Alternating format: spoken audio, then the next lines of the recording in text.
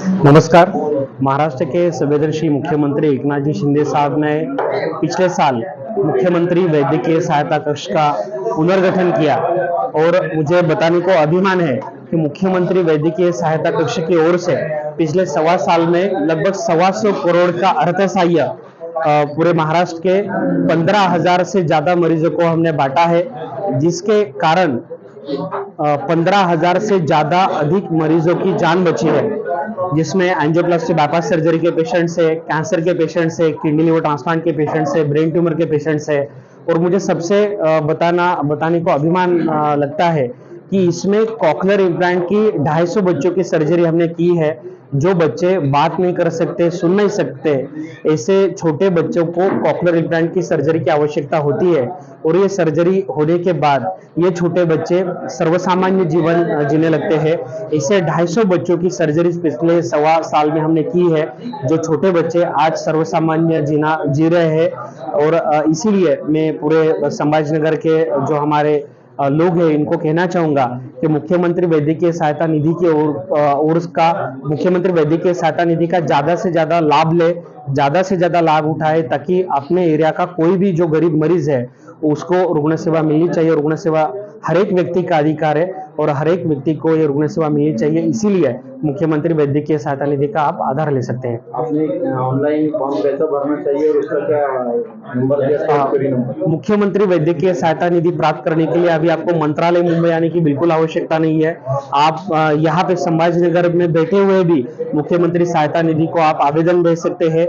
इसके लिए हमने एक टोल फ्री नंबर का शुरुआत की है, 8650567567। ये हमारा टोल फ्री क्रमांक है। इसको अगर आप डायल करते हैं तो मुख्यमंत्री वैद्यकीय सहायता निधि का जो ऑनलाइन फॉर्म है वो आपके मोबाइल में आएगा। इसका प्रिंट निकाल के पूरा डॉक्यूमेंटेशन करके आप अगर सीएम रिलीफ फंड को भेजते हैं तो मुख्यमंत्री वैद्यकीय सहायता निधि की ओर से हम ऑनलाइन उसकी जांच करते हैं। ऑनलाइन जांच करने के बाद जो मरीज जिस अस्पताल में एडमिट है उस अस्पताल में हम पूरे जो राशि वो भेज देते हैं।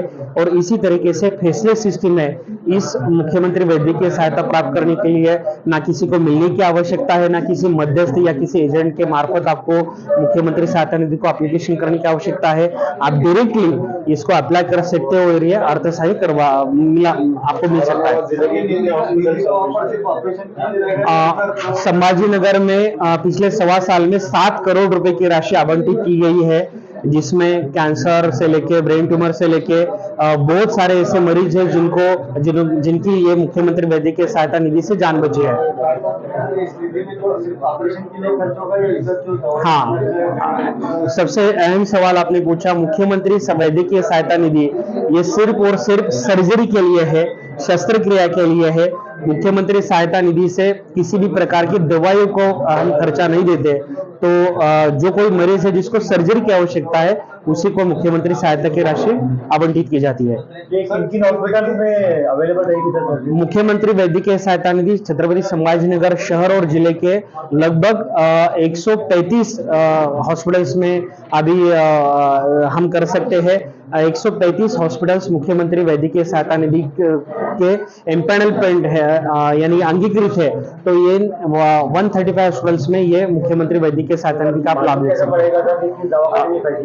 मुख्यमंत्री वैद्यकीय सहायता निधि का मैंने जो अभी आपको टोल फ्री क्रमांक बताया, वो टोल फ्री क्रमांक आप सेव करके अगर मोबाइल पे आप अगर व्हाट्सएप को हाई भेजते हैं तो मुख्यमंत्री वैद्यकीय सहायता निधि से आपको एक मैसेज आएगा, व्हाट्सएप को रिप्लाई आएगा और उसमें हॉस्पिटल की जो लिस्ट है वो लिस्ट पूरे महाराष्ट्र की लिस्ट उसमें है।